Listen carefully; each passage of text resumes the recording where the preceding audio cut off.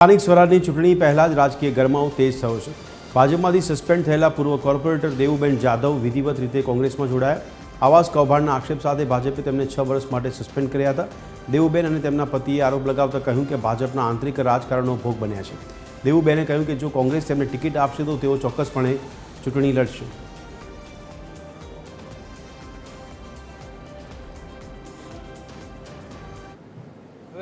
પોતપોતાના બધાના ડોક્યુમેન્ટ અલગ અલગ હોય તો અને બધા અલગ અલગ ડોક્યુમેન્ટ આપવાના જ છે ને અમારે ત્યાં મકાન હતા 6 ભાઈની એક ઓયડી હતી એના આધારે બધા માગ્યા હતા અને આજના નથી એ 35 વર્ષ જૂની અમારી પાસે નોટિસો હતી એ બધી અમે ત્યાં જમા કરાવી અને ખોટી રીતે આમ બદનામ કર્યા। અમને એમ નામ નથી આપ્યા, બધાના ડોક્યુમેન્ટના આધારે આપ્યા અને અમે કોઈ ડ્રોમાં અમારો રોલ ન હોય એ બધો ડ્રો ઓનલાઈન થાય છે ભાઈ। એમાં અમે શું કરી કે આ બધાને લાગી ગયા ન લાગ્યા, અમારો એમાં કોઈ રોલ જ નથી। ડ્રો તો ઠેઠ ઉપરથી થાય છે, અમે તો કાંઈ કર્યું નથી। કોર્પોરેટર તરીકે ભાઈ હવનો હક હોય છે, ગમે તે પાર્ટીનો હોય।